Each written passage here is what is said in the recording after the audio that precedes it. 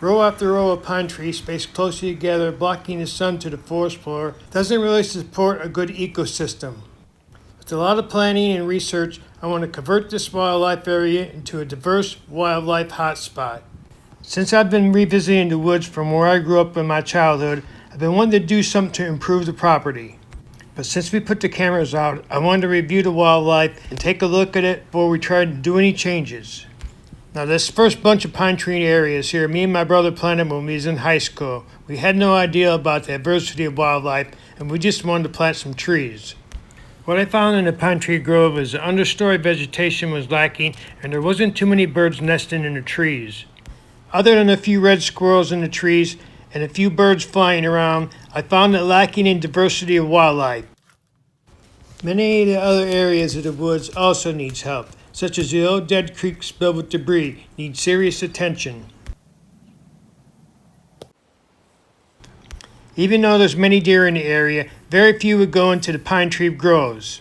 What I found in many of the other areas of the woods is much more busy with wildlife. Dense planting like this lacks the diversity and structure to support wildlife. Just looking up at the crowns of the tree, you can see how little the crowns are covering and how little cover they're providing. My goal with the property is to have a healthy and productive forest to benefit as much wildlife as possible. To achieve this, we need diversity from the canopy to the understory. In this process, we remove some of the dead standing trees, and then we can fill in the open areas with brushes and wildflowers, thus providing the area with a more diverse ecosystem to invite new wildlife to come into the area. Many of the other areas of the woods are fine and only need a little clearing to allow new pathways to traverse through the woods. This area of the woods is doing fine and will recover on its own.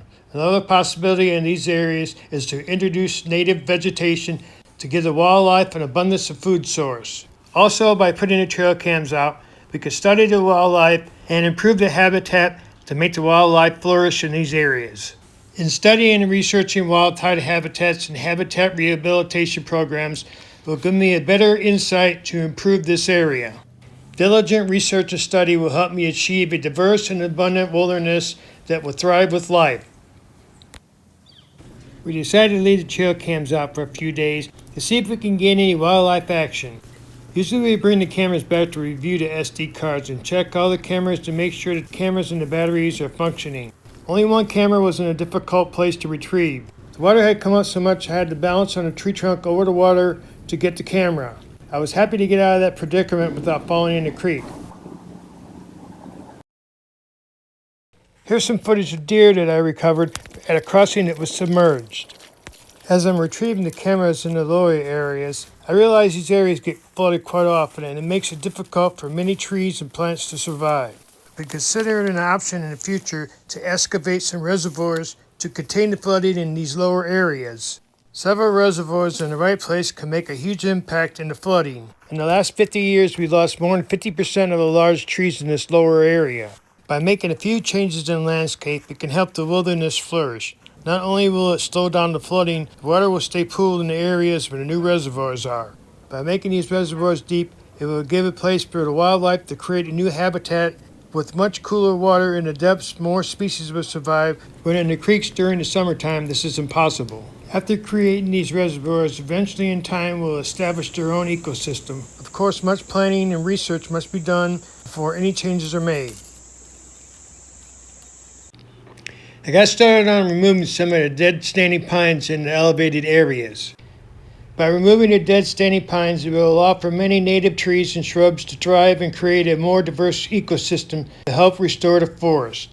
Now, I did a little research on Illinois trees, and thousands of years ago, these landscapes were filled with many varieties of different types of fir trees, cedars, and pine.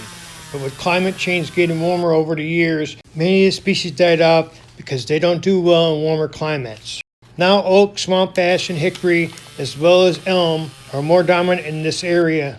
Many of the larger trees in this area are oak, and they're well over 200 years old. The majority of these dead pines are caused from beetles, and the wood won't be much useful for any type of structural building material. I will be making brush piles with all the dead branches. Not removing the trees from this area will allow the birds and the rodents to feast on the larvae that the beetles left behind. Also, by leaving the brush piles, we'll create cover for small animals from the predators. Even though the brush piles aren't the most appealing to the eye, in the springtime I could plant native blackberry or raspberry bushes to grow covering the brush pile. In doing this, I will give the smaller animals much needed cover from the predators and a food source that's much closer to cover. As humans, we have great tendencies to clean and organize, but nature don't care about neatness. Most of the natural habitats that are flourishing with wildlife are messy and almost impossible for us to traverse through. Keeping that in mind, I only intend to make minimal changes to help improve the habitat. In this case, I feel by removing the dead standing pine trees and creating brush piles will help speed up the undergrowth in the forest floor. Most thick, dense pine tree grows, not much vegetation or growth appears on the forest floor. With the canopy blocking the sun and the thick layers of shedded pine needles, the undergrowth is sparse in most of the areas where the pine trees grow. Did manage to recover a few logs that the beetles didn't chew all up that I may use for other projects. In this area, I'll be cleaning all debris up on the forest floor in order to plant native species and wildflowers. There's plenty of other dead trees in this area to clear out. In this area, I opened up the canopy to allow the vegetation and undergrowth to grow.